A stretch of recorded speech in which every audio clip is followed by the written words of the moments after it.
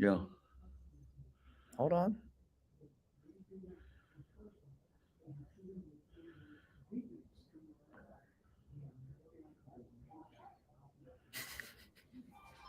When we starting? It's trying to right now. I don't see numbers coming up. It's trying. God dang it. Okay. It's freaking loading. Oh, okay. Told you this 100 times. All right. I don't see it. Let me see. Make sure we're not live. We live? I don't know if we're live or not. Fire with Dad, baby. I don't know if we're live. So why don't you quit firing with Dad? There we go. I guess we are live. Fire with Dad. We're live. It's still just spinning. Okay, now. Fire with Dad, baby. There it is. Fire with Dad. We'll be back.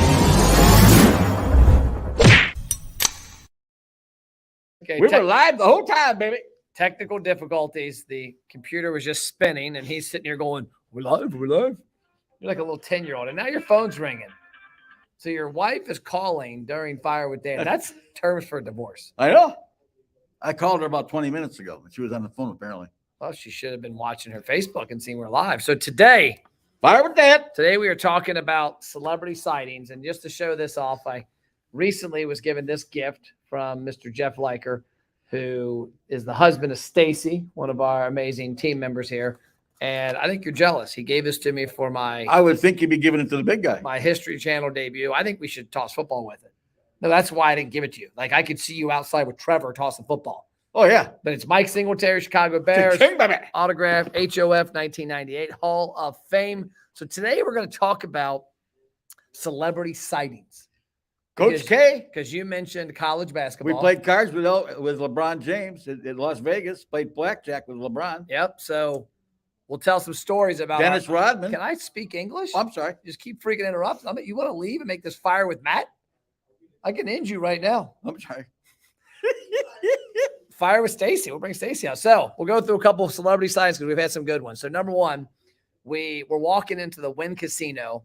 I think it was the year Kevin Durant had just got drafted. It was like June, July-ish because it was hot as shit. And we're walking into the Wynn Casino. We were out there for Arctic Cat. Sheffield Financial was the Arctic Cat ATV finance company. They were out there practicing for the Olympics. I know that when we get to the story. Oh, I'm sorry. So we're walking in the lobby and we see this guy walk by us. It looked really kind of like sweaty and dirty clothes. And we look at him and we go, "That look like Coach K." And the lady goes, "That is Coach K." And I'm like, "Well, dude needs a shower." And she's like, "Oh, they're practicing." I guess they had a court set up somewhere on the property. And it was the Olympic team tryouts, even though they told us later, we had to talk to some of the coaches, that they weren't really trying out. It was just, hey, this is the commitment needed for you to be on the team next year. And Kevin Durant was a rookie. LeBron was there. Allen Iverson. Dennis Rodman. No, Rodman wasn't there. It came that night. That was a different trip. Oh, was it? Okay. So Pippen was there. I don't know why, if he was playing or not. The one guy, Shane Battier, with the ugly ass head with those little lines in it, he was there. The funny part of the trip, though, so we got to see all that, and we played blackjack at the same table as LeBron. I'm not a LeBron fan, so I hope he lost that night. He probably did because I won. Two things that happened on that trip that were pretty funny was LeBron is sitting there playing like $250 a hand on blackjack, and there's this really old white guy who's like 450 years old next, like two over from him, and he's playing like $5,000 a hand. And he looks over and he's like, "Oh, young man, like it's an awful lot of money. What do you do for a living?" And we're like, "What?"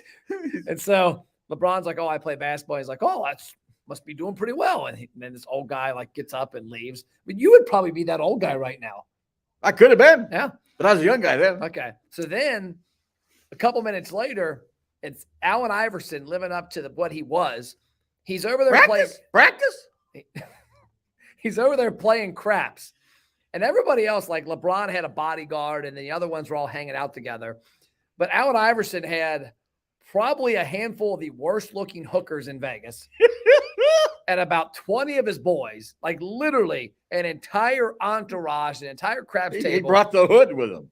And I've never seen such a loud group. Like it was middle of Wynn. Most people were just sitting there laid back, chilling, not out. And they were going crazy. But then that same trip, remember breakfast? Oh, yeah. The head coach from the just. You can't tell the story. Oh, I'm sorry. Like you're telling the ending. Okay, so I'll tell the beginning. You tell the ending. I was just going to say the coach from 2000. Okay. He just won the national title in basketball.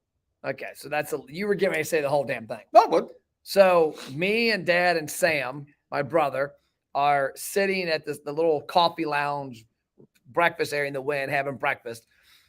And we can see the coach for the Phoenix Suns facing us. And then we see this body and facing. We couldn't see what it was. The way it was angled, you couldn't get around to see him. And we hear him talking, and it's very, very, very, very familiar voice.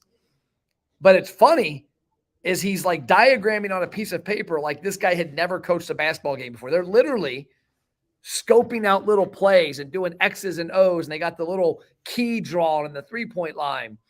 And he's asking him all these different ideas. And he had just flown in that morning on a private jet and was taking off after the meeting. And we're all intrigued. And so we turn around and we eventually find out when he gets up, who was it?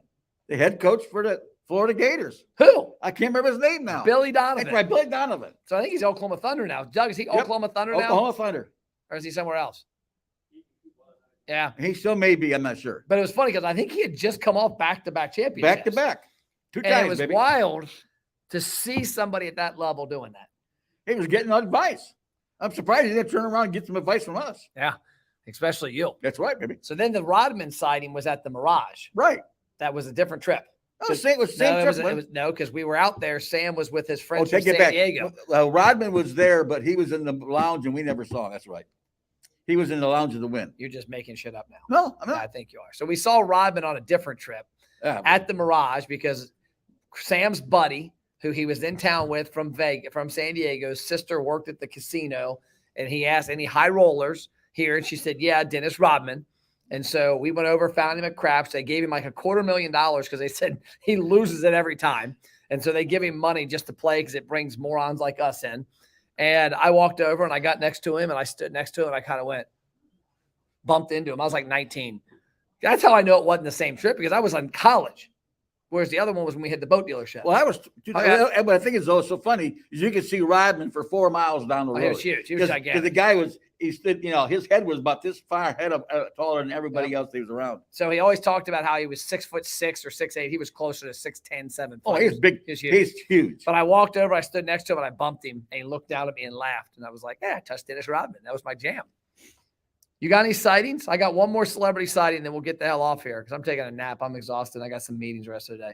Give me a Dwayne Plapp celebrity sighting. And if you got to think more than 5 seconds, it must not have been a very good celebrity sighting. There we got Logan Eichhoff, Fire with Dad. Fire with Dad, baby. Duber is Celebrity organizing a slash- recon I wasn't thinking about who. But we went to the Bears game and we saw all those guys at the Bears.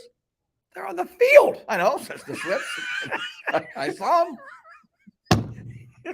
Okay, I'll give you one. So Sergio Garcia.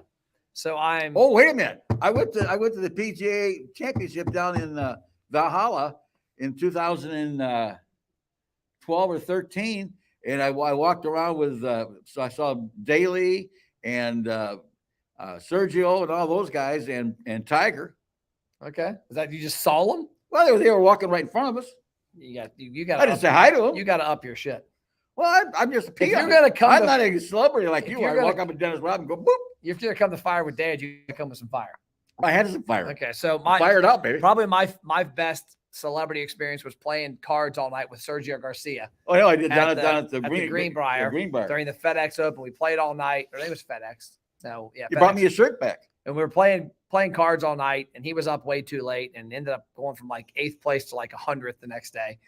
But he's leaving our little house. The client I had there had a house on the 17th hole, and he's comes in, gets some food, goes to the bathroom, talks to us, reminisces about cards the night before. He's still kind of hungover, and he goes to, instead of walk through the split rail fence, he decides he's going to jump it.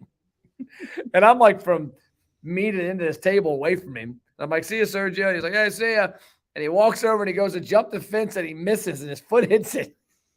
And he fucking wipes out, sprawled out on the ground. Fans are laughing at him and pointing. He gets up and starts yelling at him. You shouldn't laugh. I could have been injured. And we're like, moron, you shouldn't have jumped the fence. Well, I got one celebrity slap I forgot about. Okay, here we go. David Yeah. Graham. He played. He was a Whoa, whoa, professional whoa. golfer, Doug, have you ever heard of David Graham? English golfer, PGA. Yeah, you're done. I went to the Muirfield, okay, and it was the It's called the Memorial.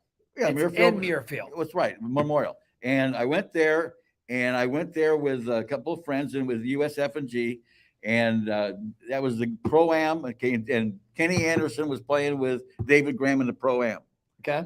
and we were on the third hole. Oh, is this the lake hole? Yeah, this Okay. is the lake hole. Okay, this is a good story. And we're sitting there, okay, and me and this other guy, he had the house right in the third green there, and he was with one of the. And nobody cares. Okay, nobody cares. Story. So anyway, we're standing there and we're betting on the shots. Well, they're sitting on the lake, across the lake, on the third green or third hole, and we're standing on the green. Well, ironically enough, your voice bounces off of water. So you guys are on the green, like behind the green at a house in the backyard, and those houses are right on the course. They're on the tee hitting, and you guys. No, they were actually at approach shot to the green. They had to go over the water. Okay. Okay, so they can hear every word we're saying. We don't know that, right? So we're standing And of there. course, you're saying a bunch of stupid shit. Oh yeah.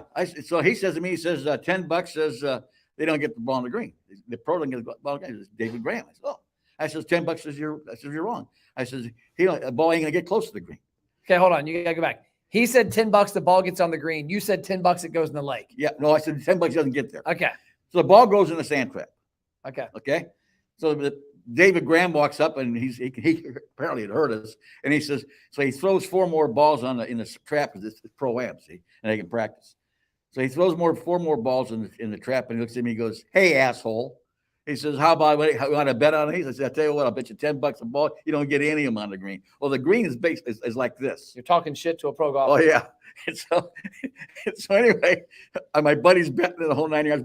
He misses all 5 balls to go roll off the green. Did he give you money? Oh no. He starts cussing us out, wants to throw us off the course, and he's screaming at the security guard. He goes, get these guys out. He's going nuts. Okay. So anyway, the hole's over. We go to the next hole. At Muirfield, the next hole's a par 3. That's where the lake is. And there's a lake going right along the fairway. And I look at him and I says, and he looks at me, and the pro looks at me and he goes, now what? I says, $10 says the ball does, you got to get the ball goes in the lake. And my buddy says, yeah, $10 says down the middle of the fairway. I says, nah, it's in the lake. Well, Graham hits the ball bigger and shit in the lake. Okay. He turns around and he's screaming. He's yelling every obscenity you can imagine. The pro says, why don't you guys go back to your house before this guy kills you? There we go. So Dad not only had a celebrity sighting Had a celebrity trying to kill me. with a guy that nobody's ever heard of, but He was a big name back in the 80s. Doug's right here laughing. Doug's like, no, David Graham, pull him up. Pull him up. English golfer. I speak English. I'm an English golfer. This guy was from England. I'm trust you. I bet he was probably good. Okay, that's all we got. So because of your lackluster performance today, Lackluster. you are on a 2-week Fire with Dad suspension. No, I'm just kidding. I'm in Florida next week, so we can't. Well, be actually, on. kind of ironically enough, next Thursday, I'm speaking at the Home Builders at 4:00 for March Madness. Also, you were going to miss Fire with Dad anyways. Well, I was going to tell you that I'm going to have to miss it. So you're on a suspension for a week. Hello, buddy. Okay. Take that. I'll be in Miami. You'll be at Home Builders. I'm going to speak as March Madness at Home Builders, and so I'll be at Home Builders next week speaking. Okay, you already told us that. Cha-ching. Cha-ching. Fire with Dad. Bah!